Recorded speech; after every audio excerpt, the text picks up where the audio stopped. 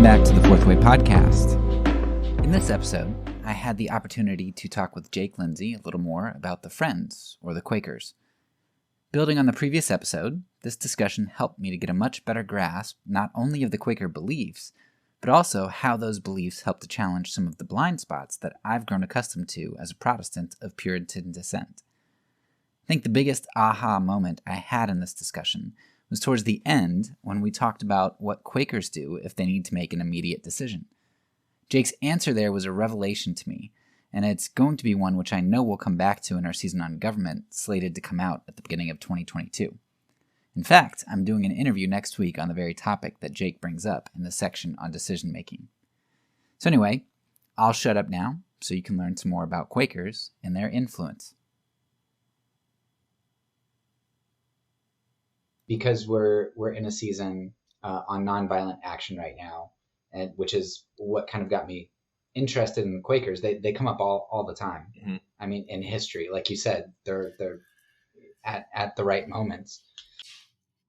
So I want to kind of tie some of the information that you said more into a, bigger ideas and real world applications, and see if you can kind of unwrap like what's at play in these things. So first, like I said, abolition, Japanese internment camps, civil rights, helping the Jews in France when we're talking about Nazi Germany on the rise. It's like Quakers were everywhere. What gives Quakers the prophetic vision, or the ability to see what most other Christians aren't seeing at that time? And I understand, I've come to understand that it's not Quakers as a whole, right? Benjamin Lay was an outlier, but they're able to produce those big names. And like you said, they do come around more quickly as well. So like what tools do you have that gives your community that prophetic vision? So I think it's a really good question. Like the questions you sent me I had to think a lot about them, because it is an interesting thing to think of. And I think what a lot of it comes down to is the way meeting is structured, and I think it's the way that meeting is structured and the way that individual action is kind of emphasized. So there's something, conservatives call it harmony. I think it's consensus is sort of the more modern way of describing it. And I think other meetings describe it more as consensus, but it's that decision making is very, very slow in meeting. And so using the kind of collective power of the meeting to do something is sometimes very slow and very difficult. But if you feel that Christ is pushing something very important on you, that is giving you sort of a fire in your gut or whatever to move forward independently. And I think that's kind of that structure, I think, really encourages people to move forward. And then other people, they can also, gather people in the meeting that also feel that way, and kind of move forward. And I think that's one reason why things like this actually get going. Whereas in the traditional sort of hierarchical structure of a Christian church, there's a tendency for things to get pushed up and then tabled. And so, whereas I think that there's probably tons of, Baptists and Catholics and all that sort of stuff that were opposed to slavery at the same time as many Quakers, I think that Quakers, because of the way that the meeting is structured, took individual action more quickly. And then that individual action impressed upon the hearts of other people. And when you're sitting quietly for a long time and somebody's telling you, you're supposed to see Christ in all other human beings, and you're beating your slave, like that kind of, I think, will tend to work on your conscience when you're quietly thinking about it for several hours a week. And I think that might be one reason why this sort of stuff moves forward in Quakerism a little bit faster. And as far as it being like giving them prophetic vision, I think it's also because you're sitting quietly listening for Christ. That's the whole point of our worship, is that you're trying to hear God. the still small voice is what it is that Christ is not necessarily in all of these big rambunctious things. It's that sitting quietly and expecting that he is going to talk to you kind of opens you up to hearing these things. That's sort of how I interpret it. I took a couple of notes on that question, actually. So one thing I wanted to point out, I always feel bad about this, is that kind of to reemphasize that it wasn't all friends. So there's do you know the journal of I think it's John Woolman? I know John Woolman. I don't know the journal. Okay, so he wrote a journal, and it's just basically things that he was doing during his life.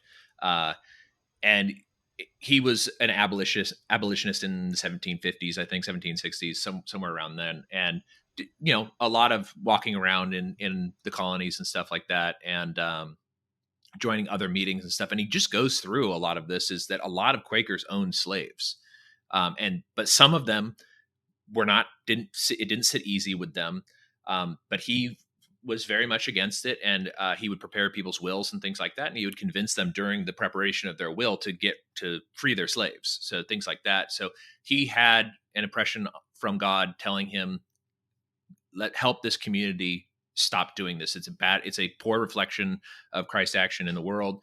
He also has some really interesting things that are also way ahead of its time, I think, which is like tax resistance, because there was a war going on at the time, the French-Indian War, I think, is what he's referring to.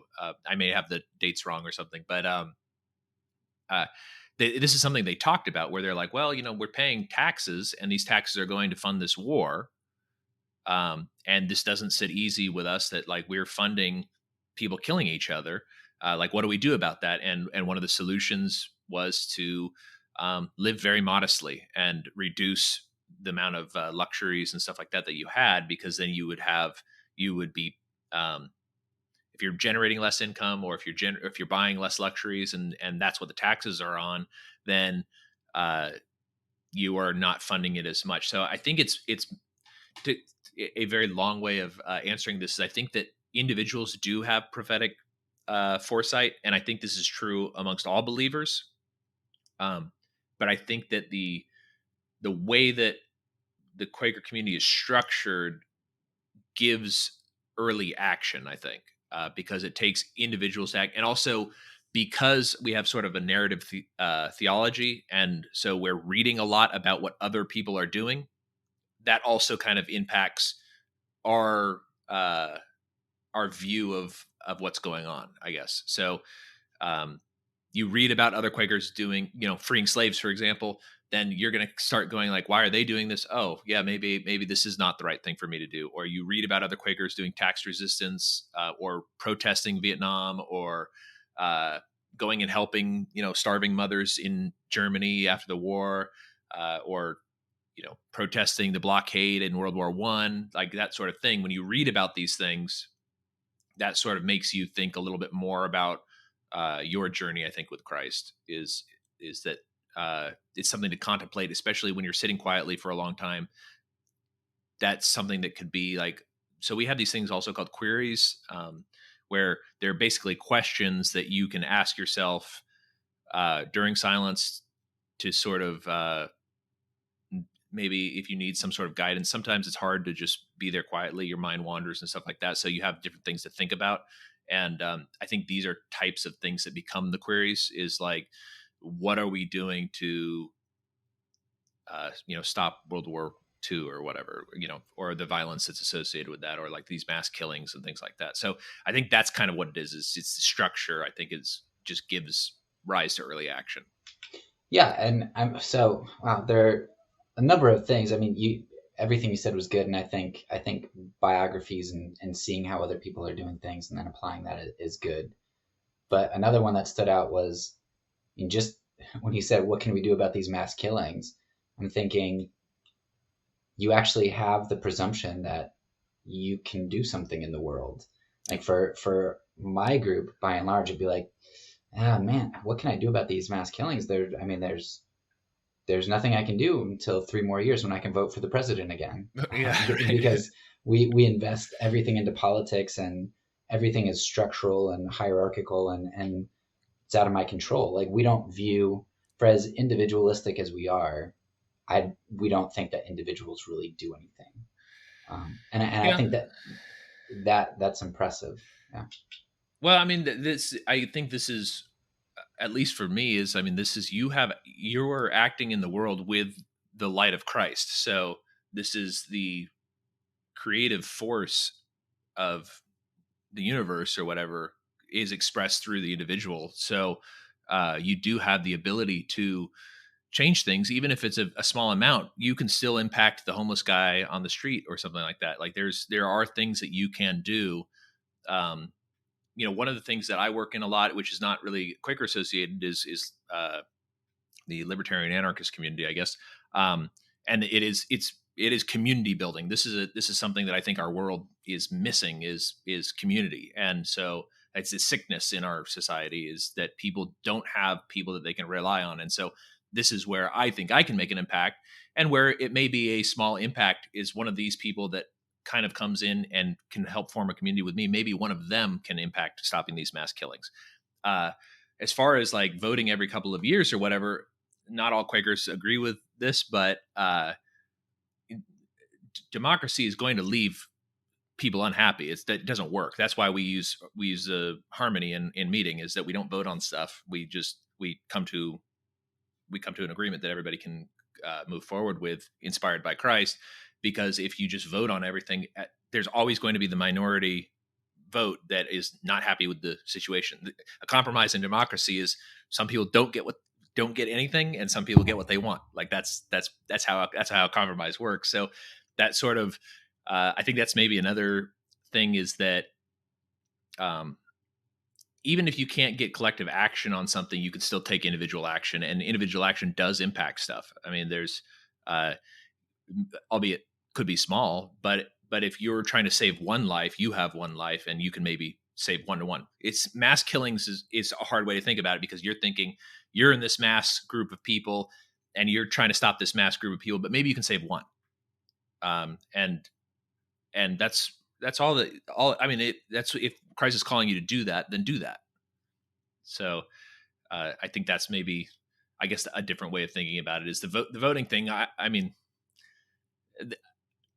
I don't think voting matters at all. I mean, like, to me, it's. I also, this is more of a personal opinion, and Quakers actually they had a lot of political power in the late 1700s, especially in like Pennsylvania and Maryland and places like that, in North Carolina, and this is another one where they sort of collectively made an early decision to not hold political power, because it's ultimately backed up by violence. And I think a lot of modern Quakers don't believe in that. And I think that a lot of past Quakers didn't, but they did sort of en masse resign from political seats in the colonies right prior to the United States becoming the United States. And it was a kind of a collective realization that ultimately all action by the government is backed up by the sword, and that if you are wielding that power, you're violent. And if you're voting for somebody to wield that power, you're putting them in the position to live a life of sin and wield that power and hurt others and that sort of stuff. So there's a I don't know. I don't know how I got off on this other tangent, but it's just sort of a weird, like, this is more of my personal thing. I don't think there's a huge amount of Quakers that necessarily believe in this, but there are a lot of tax resistors because funding the police or funding jails or funding wars is antithetical to the testimonies.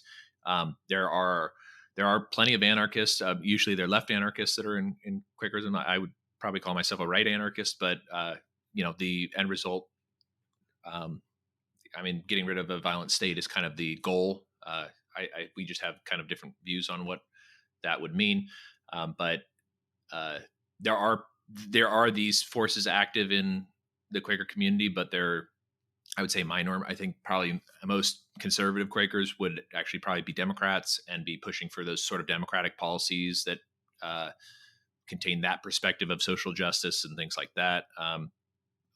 That is, again, a kind of a point of contention with some people, is that the political side does tend to be very left leaning as far as the American political structure left. That's why liberal and conservative in the Quaker sense don't mean liberal and conservative in the American political sense. It's more about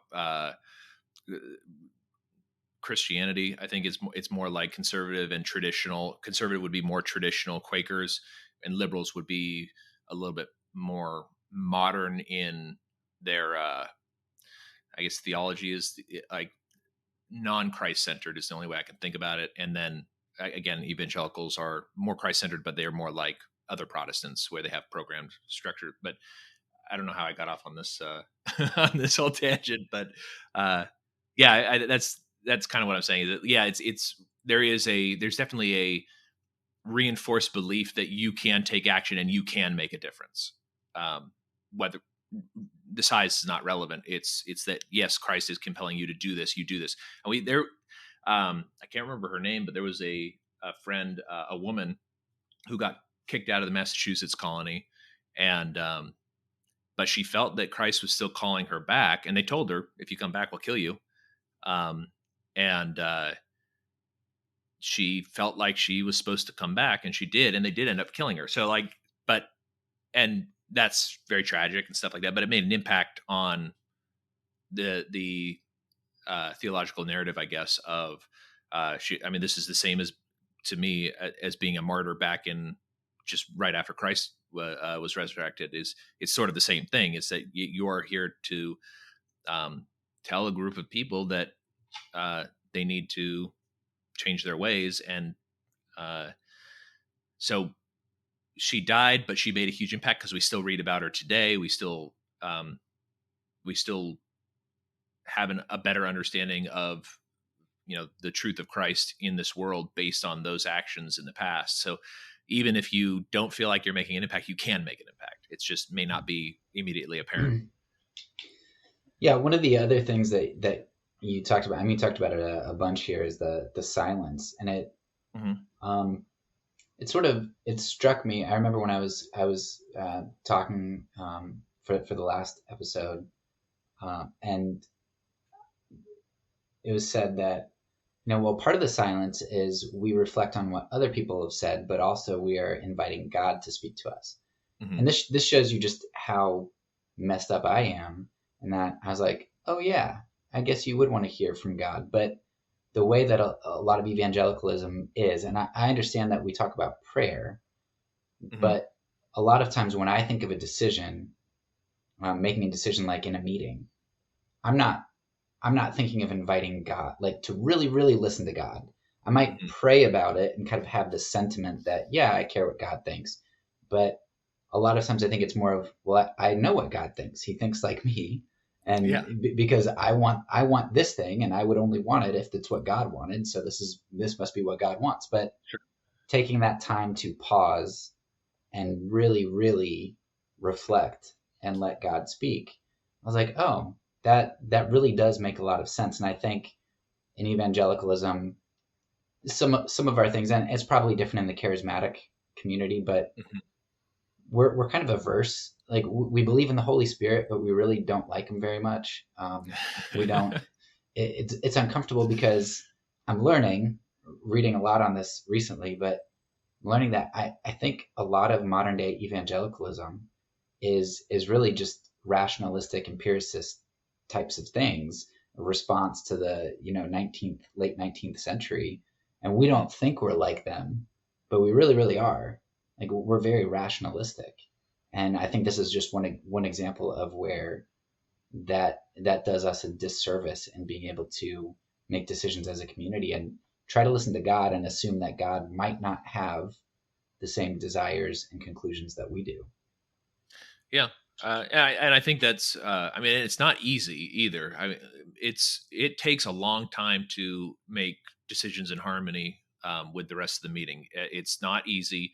Kind of the way that it works in conservative business meeting is you have the people that participate in business meeting, which is anybody who's convinced and is part of that meeting. And you'll have some sort of decision to make. And there's usually somebody who it rotates who it is, but there's somebody usually who's kind of in charge of the meeting. And they'll basically, people will make their statements or whatever, and then they'll call for silence, and then we'll try to kind of discuss it some more and see what's going on. But there's a lot of, one of the things that I think is really nice about doing it this way is that not everybody has all of the knowledge. So everybody else may have different bits of knowledge and stuff like that. So you could have something very simple like installing an air conditioner. This is something that happened at my meeting, installing an air conditioning at the meeting. So we lived in Virginia. It's very hot. And there's no air conditioning in our meeting house. We just had fans, but the fans worked pretty well. But some people wanted an air conditioning installed, and that would have used meeting money. And then that money, so you can only use money for one thing at a time, right? So you could buy an air conditioning, or you could complete the landscaping, or you could help the poor at the beach. And and there was a lot of homeless people at the beach, and that was one thing that we did outreach for. So there's a lot of different things you can do. And then it further complicates is that, well, where does the air conditioning come from? Was child labor used to build this air conditioning? Was it voluntary child labor, or was it slave labor, or um, were the rare earth metals in the air conditioning, did they come from child mines in Africa where these kids are basically slaves?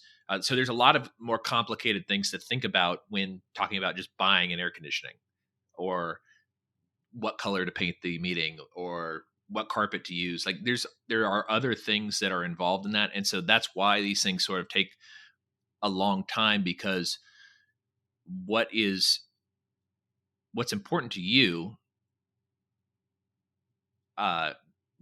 you may be able to get that thing that is important to you, but there are other implications involved that you may not think about. And so taking time to go in silence and have Christ, and Christ does act differently in different people. So have Christ touch the hearts of different people who are involved in the meeting to bring up points that you may not have thought about, or to bring up, a point that, like, maybe you shouldn't be getting an air conditioning. Maybe it's fine the way it is. I mean, the meeting has been there since the 1800s, and nobody ever had an air conditioning. Fans were relatively new. So you just don't necessarily need that, and there may be a higher priority for the meeting's money.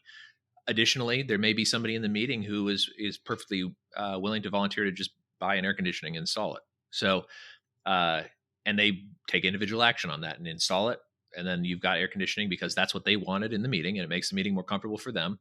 And it makes it more welcoming to people who are maybe not believers, because it's cool, and gets up in the 90s and it's humid, and it's Virginia. So there's a lot of things that kind of go into that. And so trying to achieve harmony, not just harmony with the meeting, but harmony with Christ, to make a decision, it takes work. It's not easy. It's like being married. Married is not always the easiest thing in the world. It is an effort on a daily basis to make sure that you are moving together as a couple to some sort of single vision or something. But and it's sort of the same thing with a meeting, is that Christ used these analogies in the Bible all the time about the groom and the brides and stuff like that. That's what the church is it's a marriage, and marriage is work, and we're preparing the world for Christ to come into the world. So it's it's an effort, but I think it's a noble effort, and I think that it does, and I think this is what kind of leads back to that, why are Quakers sort of ahead of their time? Although it does seem like it takes a long time for action, those collective actions do tend to be I think a better reflection of Christ's action in the world. Sometimes they're not. I mean, there have been plenty of Quakers that probably did not do the right things, and plenty of meetings who made wrong decisions and stuff like that. But because people's egos, they're just people. But I think that's sort of what it sort of condenses it and lends itself to, and that's why you see a lot of this very, very small, peculiar group of people making very large impacts in the world. Well, I guess if it takes a while for Quakers to make a decision, but once they do make a decision, because it has the full force of the community behind it, yeah, they do it with conviction and a certainty of sorts. Yeah, yeah, and like your example that you did, I think 2 episodes ago, Benjamin Lay, he was not popular.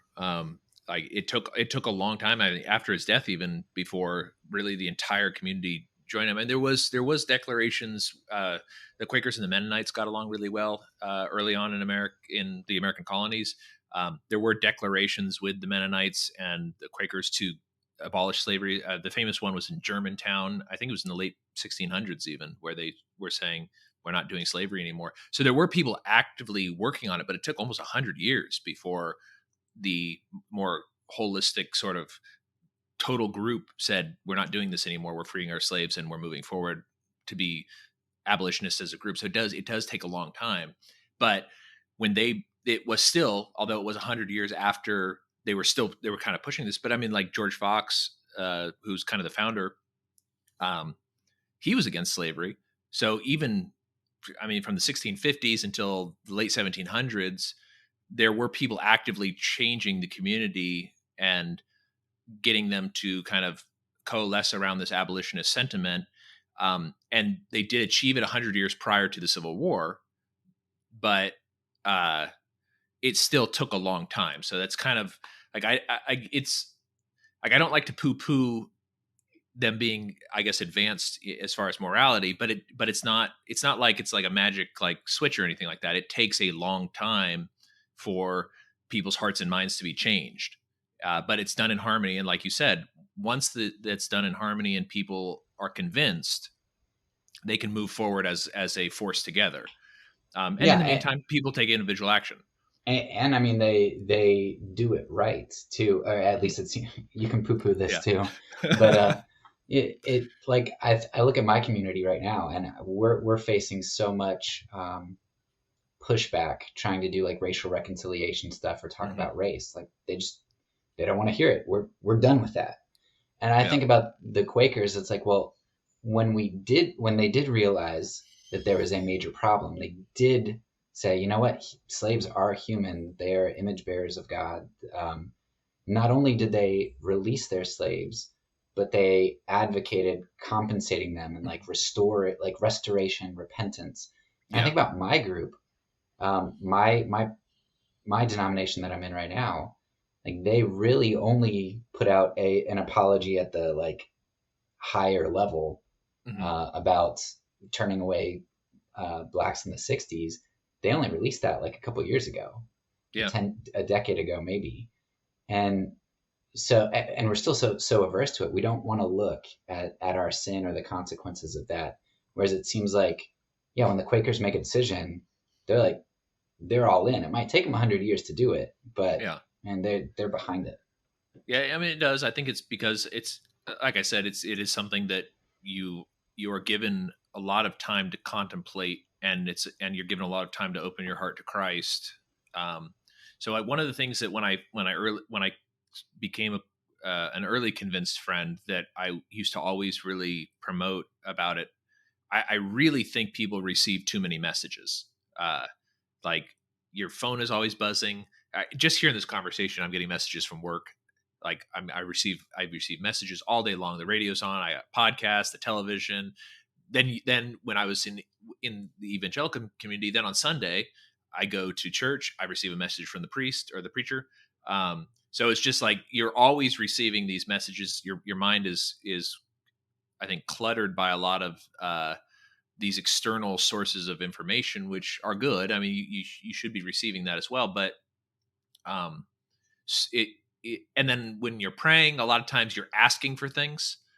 You're not receptive to receiving information. So your entire life you're receiving all this external stuff, and then in the rare moments where you're quiet and praying, you're asking for stuff. So you're giving the message. So there's very little time for you to just quietly listen for God. And I think aside from the religious point, I think that it's just really good for people to be quiet for a little while.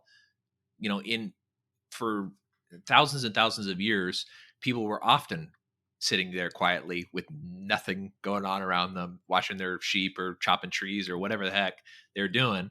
And now we just have so much of this stuff going on that taking a break and intentionally waiting for Christ to minister to you, or even if you're not open for that at that moment, thinking about the things that are going on in the world or in your life or whatever quietly for a little while without somebody else telling you what to think about it. So this is probably going to be a really stupid question, but how? So I know you talk about community helping you discern the voice of Christ, but it seems so, to an evangelical Westerner, it seems so subjective and just, so I'm just quiet and like don't think of anything, and like how do I know that the voice that comes to me isn't my voice? How do I know that it's the voice of God? I like how do you do it, and how do you discern it?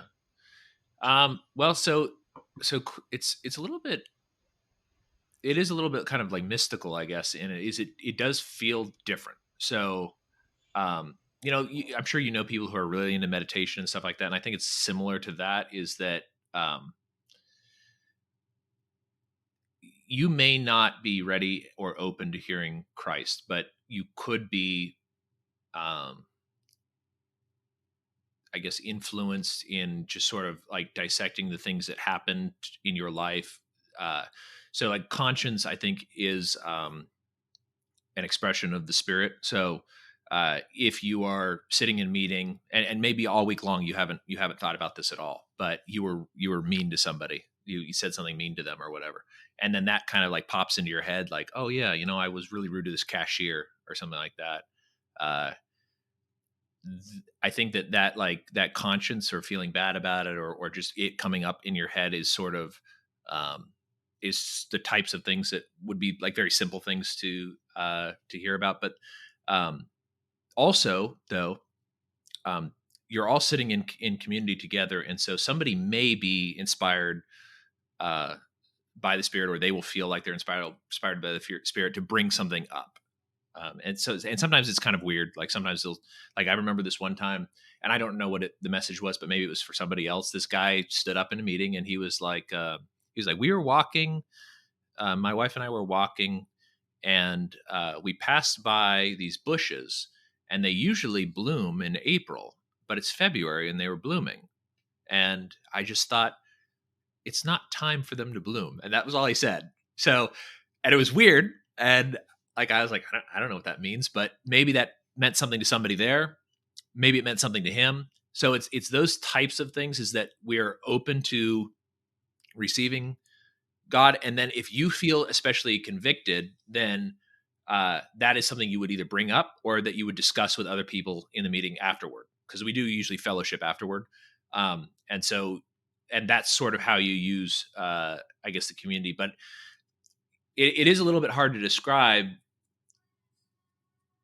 Like the easiest way, the most relatable way I can think of describing it is conscience, is that you will have something that doesn't seem internal to you that impacts your conscience. And I would say that's the closest thing as I can think of to describe the Spirit, is that things are going to be happening in your life, and you may push them aside and not think about them. And then you have this, couple of hour period to sort of clear your mind and think. And then the things that come up and the things that you feel impacted by are going to be the things that are Christ speaking to you. But it's also, sometimes you go for an entire meeting, it's very difficult to clear your mind. Maybe you get like a couple of seconds or something, and there's minor clarity. Because I mean, like a lot of times I'll sit there and I'll be thinking about programming, or I'll be thinking about what I'm going to prepare for the podcast, or a TV show, or whatever. Like other things pop in your mind, but it's a practice. It's something that, and people who meditate will kind of have a very similar a similar thing, where it's like it takes time. It's something that you need to be ready for, that, and that you're practicing to be receptive to this. So I don't know if that answers your question at all. It is a little bit helpful. Mystical. Yeah. Yeah. And I don't think that the mystical is a bad thing. It's something that is harder for me and my group to understand, and I think value as legitimate, when I think most of the time groups tend to go to extremes. And so right. I think our group definitely needs more mystical, and maybe, I don't know, maybe your group needs more empirical or I don't know, but I know that my group needs more mystical. Yeah. I mean, the nature of God is supernatural. So it's like, there is so and these are different impressions and stuff that I get in my community. Like I do come from, I think, that more kind of legalistic tradition and stuff, and there was a lot of stuff like that this was just so hippie to me, like way too, like when I first got into it, it was kind of a turn off, but there was something about it. Yeah, and you said you're a programmer? Yeah, I'm a software engineer. Okay, so yeah, I would not have associated that. I yeah. was thinking like hippie type stuff too. Oh yeah, no, I'm a software engineer. But like when I first went there, like it was also like it was sort of an opportune time because like things were not going great for me. Well, I would say objectively things were going pretty well for me in my life, but like spiritually and emotionally they were not. And you know, my dad's actually in the military, so he got stationed somewhere else, and so I have 4 sisters. They all moved to this other place, and I was still in Virginia alone for the first time in a long time, being from a big family. And like just a lot of things like that were going on where I was just like, it was kind of a confusing time. I was also, you know, reading Tolstoy. I was also starting to get into the anarchist stuff, and I felt very impacted by the way that our church was promoting war. To me, at least, is, you know, you go in, there's the pulpit, and you have a big old American flag, the Christian flag, on the same level, and then below those the cross. And like there was just, to me, there was just this kind of like symbolism of like the state, and like, and then the amount of like God bless, you know, George Bush, and like like all of these types of things where I was just like, this is, I like, it's not, there's something wrong about this. Like they were, the Iraq war by that time had been going on forever. I was starting to also, you know, I was into both of those things as a young person, going like, oh yeah, this is great. This is what, you know, America's supposed to do. And also associated that with the religion. So like, this is, you know, us bringing democracy to the world, and that's going to like promote them from being heathens and like coming over to Christ and all that sort of stuff. But like those things were starting to kind of change in my mind. And then so I went to the Quaker meeting, and it was full of hippies, like just a bunch of weirdos, a bunch of Buddhists, and atheists, and like all sorts of people that I would not associate with it. And so like I didn't feel good about it. But going in and sitting quietly for a while and being able to think about something, there was something to that. And then over time, I was less uncomfortable with like the weird hippie stuff. I understood then why there were Buddhists there. I understood why atheists were there. And I felt a lot less adversarial to, I felt much less like these different people that didn't believe what I believed were my enemies, and that they were more people that were just at a different stage of spiritual development. And they may be more advanced in spiritual development in some areas and less in other areas. But that was the point of the meeting, was to make a space for everybody to come to Christ. And so like that was sort of like an interesting transformation. And I think the main thing that transformed was being able to be quiet and not have all of these external messages and stuff like that going for, and it's just good for you, I think, in general, is to sit quietly and not have your phone buzzing or people messaging you on Teams or whatever. So I just think there is a need for that in the world, and it's sometimes hard to, sitting quietly and sitting still is hard. It especially nowadays, I think. But I think people need it. Yeah. Quick question for you: how much time do you have? Because I want to make sure that I get to some of these questions, and I don't want to. I got plenty of time. I got work to do, but I can do it later. Okay. So perfect. So yeah, then I won't worry about it. Okay. Okay. One of the questions that I want to get to next, because some of the things that you're talking about, like just sitting in silence, and you don't do music no, or preaching or evangelism. No, yeah. Okay. I mean, I wouldn't say there is no preaching, but we believe that all believers are ministers, and so if you're compelled by Christ to speak, you can. Okay, so I want to tie this to one of the things that probably the major tipping point for me to come to nonviolence was looking at the early church. I'm like, oh man, they look very, very different than we do. And the early church, just like the Quakers, it's not like everything the early church did was perfect and wonderful, and it's this panacea for all of my Christian woes. Sure. But when you see them univocal on certain issues or practices, it should make you think twice, I think. So could you help me understand what is the Quaker relation to the early church? Because in my mind, it seems like some of the Quaker practices are and ideas are way better than my groups. Like their adherence to nonviolence, their orthopraxy, not just trying to caring about what they do, not just what they think. I think they get that right better than my group tends to do. But some of these practical aspects of not preaching, well, it seems like Paul and others, like it seems like there was preaching, or it seems like there were prophecies in the church, people speaking. It seems like there were songs and hymns.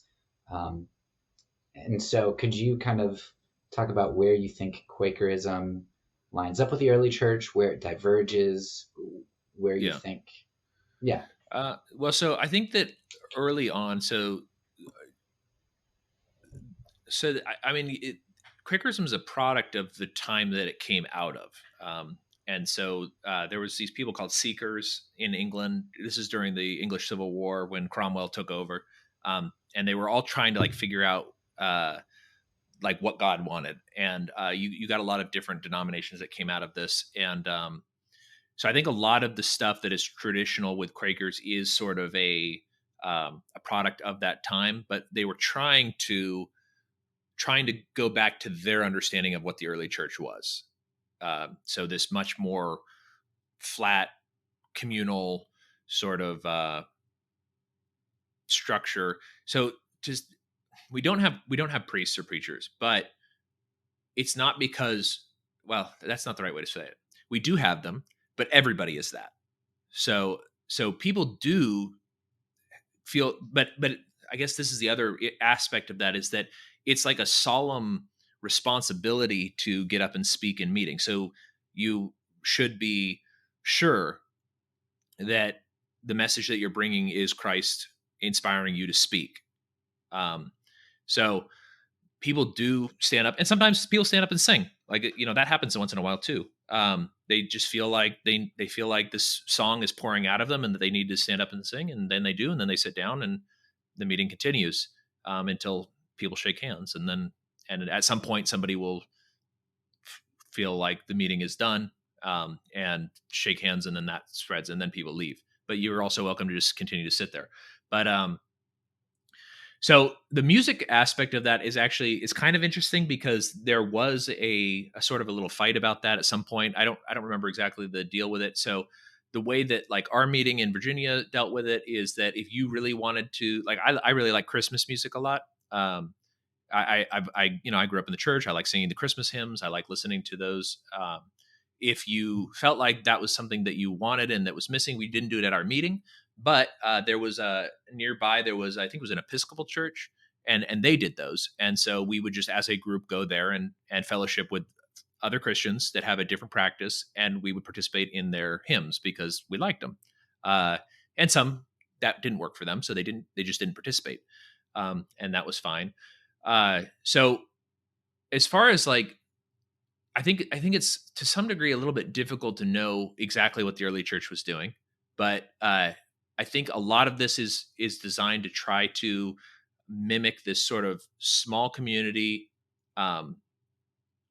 harmony in the community and individual action. So we do have preachers. I mean, George Fox, the founder, he preached. I mean, like, he went around and told people, this is what I believe, we should be listening for Christ. John Woolman walked around, and a lot of it is a lot of it's more, instead of like somebody up high preaching down, it's more conversational. So I think that's kind of a little bit of the difference. And we also still do epistles. So writing to other meetings. So like my meeting in Virginia Beach was Virginia Beach Friends meeting. It was part of North Carolina yearly meeting. So this is also a little bit different for conservatives, is conservatives don't have like a convention. So like Friends General Meeting is, I think it's liberal, and then there's like the Evangelical Friends conference, and I think there's a couple of those as well. So conservatives are organized slightly differently. They have the weekly meetings and then the monthly meetings, and then the monthly meetings are part of the yearly meetings. And there's three main yearly meetings in the United States. I think it's Iowa, Ohio. I think Ohio is the biggest, and then North Carolina, which is the one that I was part of. And so they're not really a hierarchical structure exactly, but those are the yearly meetings. They get together, they try to write out the queries and epistles to the other meetings and things for other Christians to think about or other friends to think about and things like that. So there is sort of that aspect that is sort of preaching, but a lot of it's done in conversation and a lot of it's done more in writing, if that makes sense.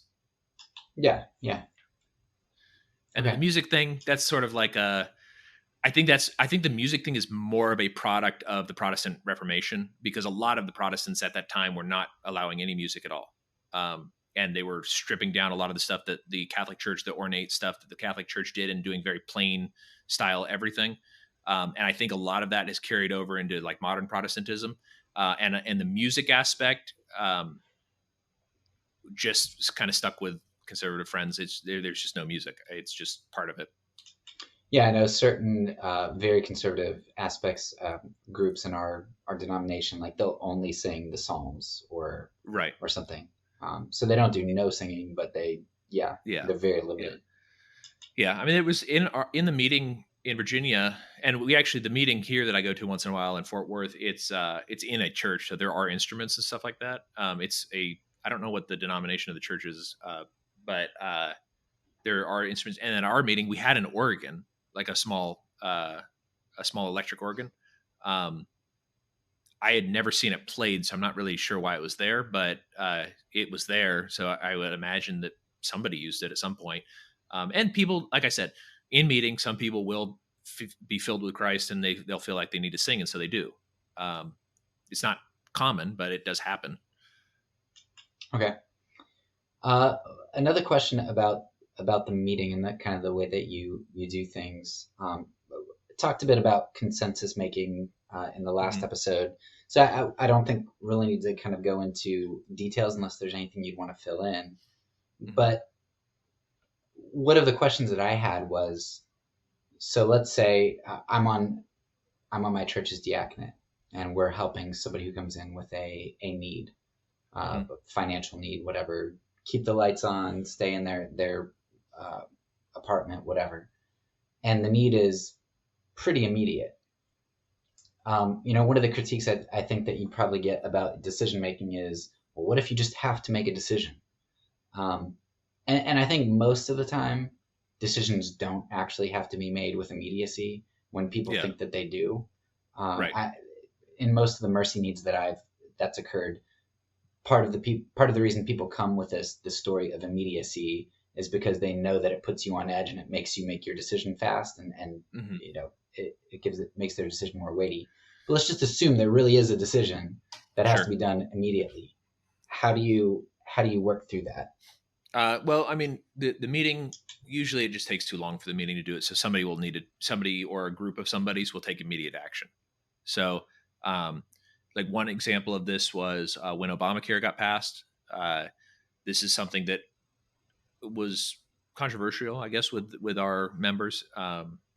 And a lot of the members wanted to go help people sign up for this at different places. And that is sort of an immediate thing, because there is a time limit to when you can enter the marketplace and all that sort of stuff and get insurance. And others said, no, we shouldn't participate in this because this is force. And that would be the side that I was kind of on. And so instead of trying to figure this out for months and months, and then the deadline passes, a group of people got together and they said, okay, you know what, we're just going to take time out of our lives and volunteer and go do this. And so the same thing is, if like somebody, needed to keep the lights on or whatever, and there was some sort of immediate need for that, you could take up a collection that was separate from the meetings money. You could, if somebody had like a burst pipe or something, maybe we have a plumber or somebody who's a handyman in the meeting, and they can go help free of charge or something like that. So you can take individual action. It's just that that corporately it takes a long time for action to reach harmony. So It's just it encourages. One of the things I bring this up a lot is that when I was a kid, this used to happen all the time in our church. Is that my mom was very involved in the youth ministry for like little kids, and time and time again, she would not volunteer for something, and everybody would just assume that she was going to do it. So the and that was sort of the church consensus, that that the leadership of the church was just like, oh well, Marta will do it. And I think that was incorrect, and it was not fair, I don't think, to my mom, and it wasn't really fair to our family either. She's got a bunch of kids of her own, but she always felt like she needed to do that. Whereas I think in Quaker meeting, because sort of hierarchical action of the church, there's not really that structure to take action, and harmony reaching takes a long time, and so it gives people more of a free space to say yes or no on an individual level. So that, like, there is youth ministry. That we didn't have very many kids at our meeting because the average age of the meeting was like 70, but there were some kids, and so the people who would make sure to do that, like, they either took action on their own to say, yes, I'm going to do this, or no, I'm not going to do this. So there was a lot less assumptions that so-and-so member was going to do this, or it was more of a, people felt much more comfortable saying yes or no, or saying, I'm going to do this. Does anybody want to help me? Because there's that sort of like, you have no ability to defer this to some leadership structure. It's all going to come down to basically you doing it or not doing it. So I think that's kind of I hope that answers your question. No, it's brilliant, because next week, actually, I'm talking with somebody about the diffusion of responsibility. I'm going to use Tolstoy as well, and the diffusion of responsibility in the sense of, there are a number of ways that happens. One way is that you can diffuse it negatively, like where the government says, well, we have the right to kill people, but the police officer arrests, the attorney, the prosecutor convicts, the judge condemns, the jury. And so you kind of diffuse it that way. But then the other way is like voting. I voted, I kind of did my part, I gave the government my responsibility. Now I don't have any. And and even though I recognize that, until you brought that up, I was like, oh yeah, I guess as a deacon, if our church couldn't come to a conclusion, I could have done something, for the person on my own. But because I'm so invested in hierarchy and structure and that sort of thinking, it's a secondary thought. It wasn't even a secondary thought. Yeah, well, and this came up for me a lot at the beginning too. When I first became convinced, was it's kind of difficult to wrap your head around a very flat structure when you're just, nothing else in your life is like that. There's like one of the very first things that somebody said, that it's sort of there's a lot of curmudgeons in the meeting or whatever, and somebody said, like, yelled across the room at somebody. I was talking to him about just Christianity and stuff and Jesus, and he yelled across the room at this other lady, and he said, "Hey, Jesus loves you," and her response was, "Says who?" And which I just thought was kind of like interesting and funny, but also it's kind of like, oh, well, this is to me, this was more like an invitation to discuss, rather than like a curmudgeonly, like, brushing it off kind of thing. Is that, like, there is sort of this, you don't really have a pastor to go to ask if something's wrong or right. You have to discern that for yourself. You can corporately decide a lot of that stuff and talk to people in the meeting, and they can help you arrive at a conclusion. And then also, since there's no expectation that the deacons and the pastor are going to handle some situation, it's just so much more up to you to make sure that things that you are convicted to make sure happen. Like, it's up to you. You have to do it. So, and then what's, I think, is good about that too, is that because everybody has this expectation, and then it's much easier to form smaller groups to go and do something that you all feel that this is a good thing together. So it doesn't end up getting deferred to like one person. Like, my mom's not running Vacation Bible School every single year for 10 years. It's now a group of people are getting together and going, oh, well, this is something we can offer to the community. It's something that we care about. And then also it also gives room for the person to say, I did handle this last year, but I just don't have time to do it this year, or I feel compelled by Christ to do something else. And then somebody else can step up. So it kind of gives that, it sort of gives the negative expectation as well as the positive expectation. So you can feel more comfortable saying no, and you can feel more comfortable saying yes, I guess is the best way I can describe it. No, that's extremely helpful, and it's something that I think I can see it when you say it, but I think for most people in my group would require a paradigm shift, because I've been saturated like with examples, and I've heard bits and pieces, so it makes sense, but I understand why it doesn't make sense to people in my group, because I still think that way. Well, and I do too. A lot of times it's I mean, any sort of, I mean, everything pretty much in our lives is structured in this sort of like pyramid fashion. And when you're looking at something that's a lot more flat, it does take a bit of a mind change to like understand how that's going to work. And it's different. It's just but once, and it can be very disorienting or very, upsetting, I guess, like where you're just like, oh, nobody's going to do this. And then eventually you realize, oh, this is important to me. Like I need to do this. And it's like, it's just it's just a different way of thinking kind of. Yeah. Yeah. And that's, I've been going down the anarchist route as well. Kind of drawing out conclusions that you've drawn out here on hierarchies, but also on violence. I mean, being inherent in the state. So it's and that's something that I struggled with as I looked at the Quakers, because they do seem to be by and large politically involved today. And so that was going to be one of my questions, but you've kind of answered that about how do you deal with hierarchies in the government and other sorts of things. And I know your answer pretty much, so we don't need to go. Yeah. Okay, I think this is the last question I have. Sure. Kind of written down, and maybe some more will come from it. But one of the themes that comes out to me with the Quakers is over and over again is sacrifice. So whether it's lay being willing to sacrifice, reputation or whatever, like being willing to count the cost for the initiatives that they do, the things that they're convicted about. But then even beyond, and other Quakers being persecuted for not paying taxes or for not joining the army back in the day, or for being friends with Indians, Native Americans. So there's a cost that comes from persecution, but something that I don't want to say that I'd be able to be persecuted and stand. I think I would. I hope I would. But the thing that's almost actually more inspiring and convicting and difficult is the way that so many Quakers, like Benjamin Lay again, because he's one of my few Quaker references, like he lived in a cave. He saved up his money. He didn't buy sugar. And I think, so I'm against child labor.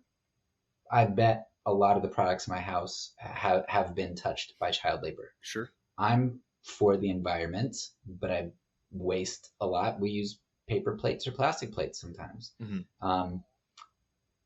Just the willingness to personally sacrifice is inspiring, and I almost don't want to look at the Quakers, because it's like my life just feels so gross. So I'd love for you to talk about on those two levels, maybe the persecution level, maybe you have some things from history you can pull out, or even modernity, but also the personal sacrifice level. Like what role does sacrifice play in the Quaker community, and how does that influence the great things that they have done, and as well as their daily lives?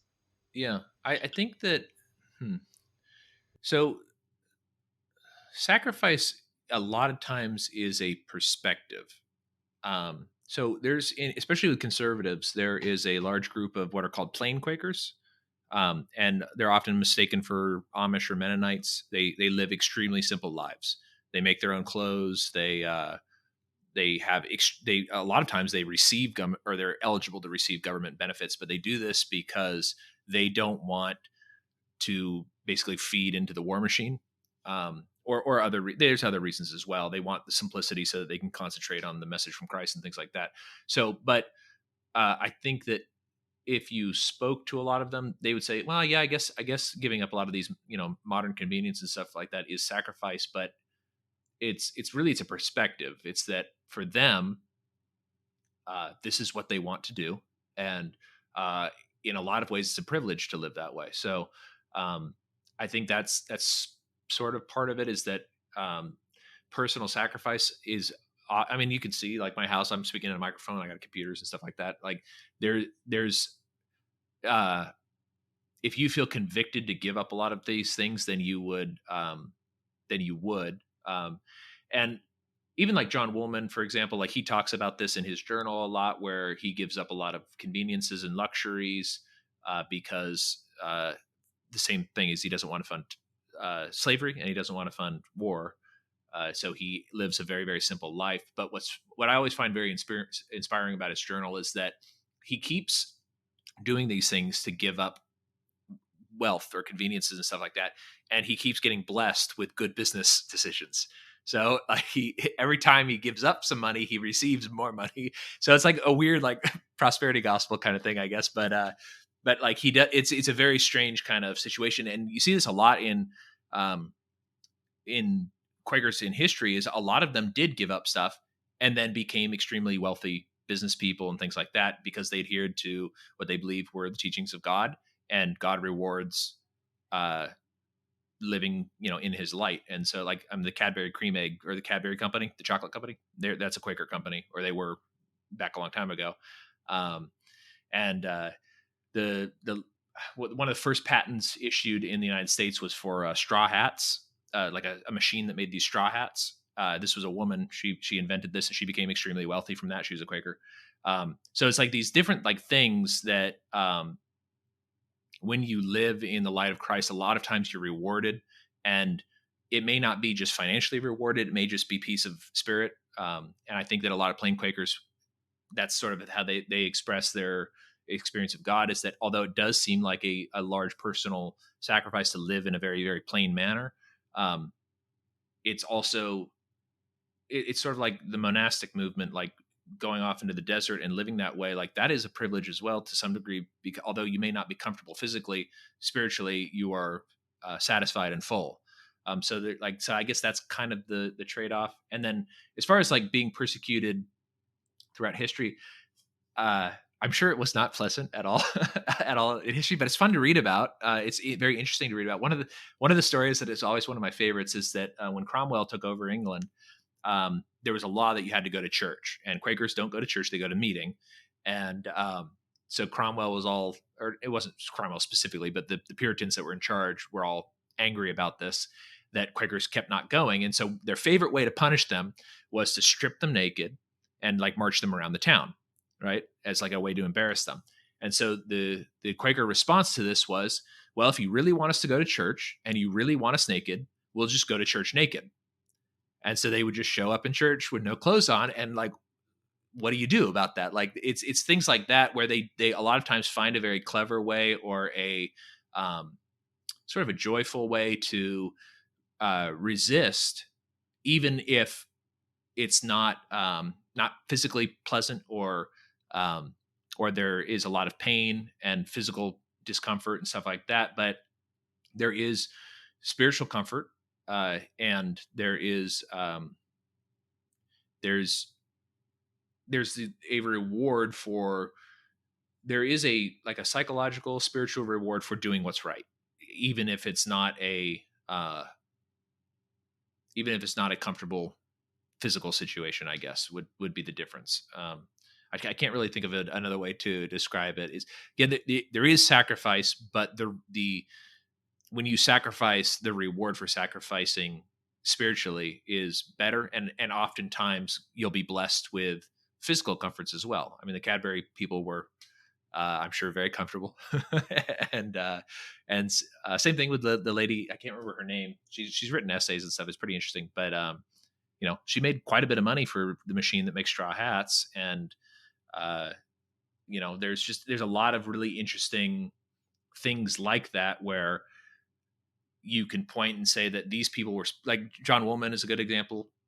Like materially poor but spiritually wealthy, and wealthy in friendships and wealthy in his experience. He was it wasn't super common back then that you were able to just kind of go around to all the colonies and stuff like that, and he was able to meet lots of different people. He was able to interact with the Indians, and he was able to free slaves and change the material conditions of many people, which is it's rewarding in a different way. Whereas, so yes, his physical comfort was, I guess, a sacrifice, but it's made up in another way. I think that's the way I guess I'll answer the question.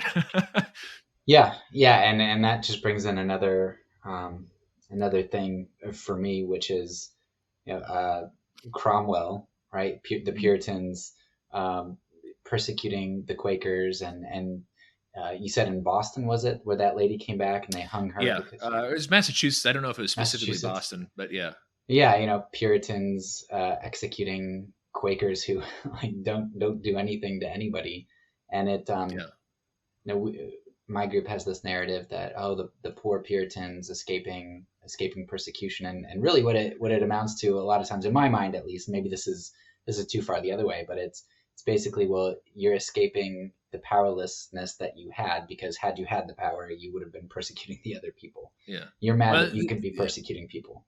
yeah. I mean, they're very interesting people, especially the American Puritans were kind of like the Puritans that the Puritans didn't like. And so they kicked him out to America. Well, first to Holland, then to the colonies. But yeah, it's a really interesting time. I mean, even Cromwell.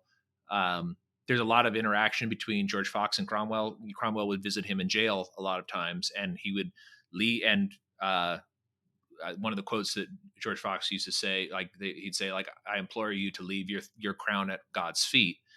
Basically, give up the power. Stop doing what you're doing. And he would leave the meetings crying and touched by George Fox's words, but would ultimately just go back to doing what he was doing.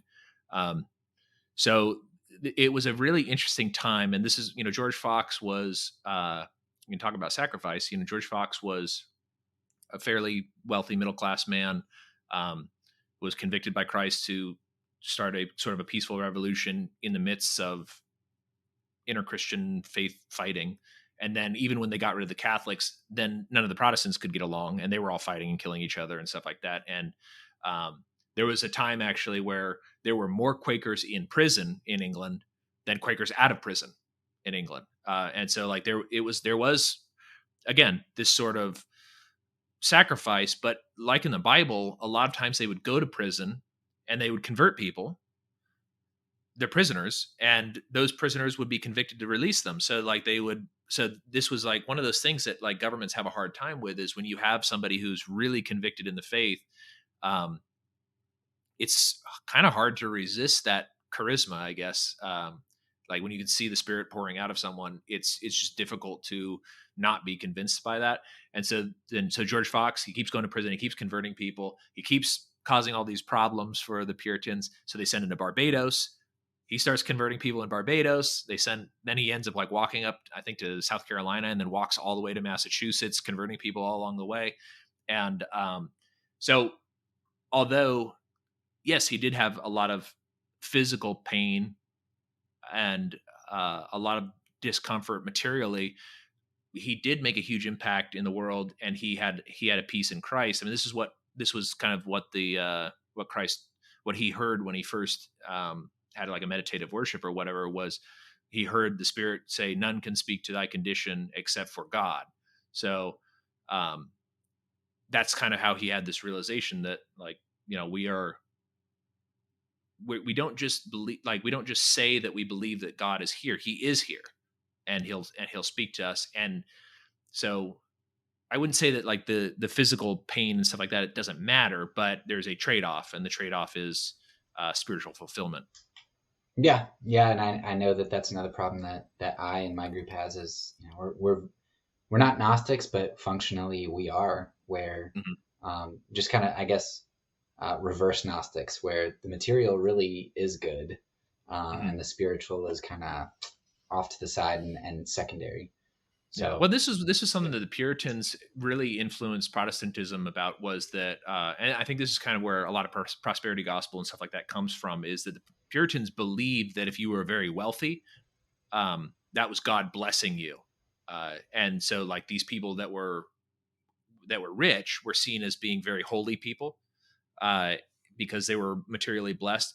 And I don't think that that's exactly true. I don't think it's a crime to be rich, and I don't think it's a crime necessarily to be poor. Um, but but the way that you use your material position in the world, um, it should be a force for good. So if you're a very wealthy person and you're using your position in the world, so Cadbury is another good example. The reason that Cadbury became as successful as it is, it used to be that people would like grind up bricks and they would mix the brick dust with the chocolate, and so what I may be mixing up two stories here, but that's one of the things that they did. But so what Cadbury, one of his things was, he said this was a violation of the integrity um, testimony, because you're lying. You're not actually giving people chocolate, and it's not good for them to eat brick dust. Um, and then also so he made pure chocolate. And then the other thing was that um, poor children couldn't afford most chocolate. It was a middle class treat, or a middle class and wealthy person's treat. And so he felt that this was something that should be brought to everybody. And so he invented a way to basically mix the chocolate with milk and make milk chocolate so that it would be cheaper, but it also still be a kind of a pure thing, not mixed with brick dust, so that poorer kids could still either have a mixed chocolate drink, or they could have small chocolates and still experience this physical joy from candy. And this made him extremely wealthy, but it was a risk, a business risk. He had a business, and he had a family to take care of, and this is not what other people were doing. This was going against the grain of the chocolate industry in England at the time, and he was ultimately rewarded. I mean, we still eat Cadbury today. It's a very different company today, but he was rewarded by being an extremely successful chocolatier or whatever in England. So things if you are acting in the right, it may not always be very clear and apparent immediately that you're being rewarded for this, but doing what's right is, I don't want to say it's its own reward, because that sort of diminishes people's like physical pain and suffering and stuff like that. But doing what's right and doing what you're convicted to do is noble, honorable. It's a reward. It's a trade-off. It's that you are doing what's right, and this will give you peace of conscience, peace of spirit, um, even if it's costly financially or costly physically. The trade-off is worth it. It's it's the right, the only way I could describe it. It's the right thing to do. You should be doing what's right and just. Yeah, and I think that gets into, I think a lot of times I focus on trying to maybe change my behavior, or to just focus on, okay, well, just endure the sacrifice, just make it a sacrifice. Whereas a lot of what I'm reading in regard to like virtue ethics is something that I've come to realize is very powerful, and more of the idea that your desires change. So you're talking about like, well, the plain Quakers, they don't really desire those things, Yeah. and so in a sense, it's not so much a sacrifice. And so the question isn't how do I make myself sacrifice? It's how do I make myself desire? And desires are fostered through, through disciplines and practices. And I think that's probably why I struggle so much, because disciplines take discipline, and that takes a lot of effort. And as a good American, I like the get rich quick schemes and the weight loss pills and all that kind of stuff. Yeah, and it's hard. I mean, like a discipline is a discipline. It's not always easy, but the rewards are great. I mean, and we read this a lot in the Bible and stuff like that. That like, uh, even when people a lot of times were told to like give up wealth and stuff like that in the Bible, they went often they would go away full in the spirit. So there's I would say maybe an equilibrium. It's like you are trading off one thing, but sometimes those things that you think are what you want and what you desire are actually not making you happy, and they're not benefiting your community at large. And it does take a shift in perspective, and it's hard. Like, one of the things that I always struggle with like nonviolence is, I'm married. Like, what would I do if somebody, this are things I think about. Like, what would I do if somebody broke in and was threatening us with violence? It's like, so like, there's things like that where, like, when you're a single young man with no really responsibilities or anything like that, it's very easy to go like, well, just, I'll jump out the window, or, I'll try to talk him out of it or whatever, or just, whatever. But like, when you add on the responsibility of like a spouse, or, the dogs or whatever, I don't have any kids yet, but eventually adding on that responsibility of children, stuff like that. Like, those are things that are complicated. They're hard to think about. They're hard to deal with, but it's part of the path. It's part of the discipline. It's part of your experience of Christ on this earth. So I don't know. That's all I that's all I can say. I don't know if that's clear or poignant. The older I get, the less clear things become. The more I learn, but the less clear things become. So I wasn't expecting perfect clarity. Just more to chew on. Yeah. I think those are all the questions and more that I had. I don't know if there's anything you can think of that you'd like to add. No, I can't. I'd love to have another conversation if you think of anything else, but that's all I had in my notes. So. All right. Well, do you want to plug your stuff? And yeah. Sure. So I host a podcast called Tasting Anarchy. You can go to tastinganarchy.com, and it's mostly about wine and the government involvement in the alcohol industry. We do talk about other stuff too. My co-host Mason is interesting guy. We've been in the Liberty community for a long time together, for 12 or 13 years. So he was actually my friend before I became a convinced friend, and is still my friend. And he was, when I first met him, a Buddhist, and now he doesn't really care about that at all. So kind of an interesting journey with him, and he's a very interesting guy. And we do talk about that kind of stuff once in a while, but mostly it's about the alcohol industry and how the government manipulates prices and stuff like that in that realm. Or changes people's decisions and things like that. I also do a show called California in Exile, which I guess I would be the Californian in Exile. I live in Texas, but I'm a Californian. And that show is mostly about intentional communities. So that's kind of one of my focuses, is trying to get separating from the sort of the whole war machine and violence of the state and stuff like that, and move into intentional communities. There's a really good Quaker community in North Carolina that has done that, called CeeLo. So we talk about that once in a while. It's pretty interesting. Also, I do a Liberty event here in Central Texas every year called Childeberg. So you can go to childeberg.com and find out more information about that. If you want to just come out and hang out with us and enjoy other nonviolent liberty lovers, then hit us up and we'll give you more details. All right. Well, thank you very much. Yeah, thank you. That's all for now. So peace, and because I'm a pacifist, when I say it, I mean it.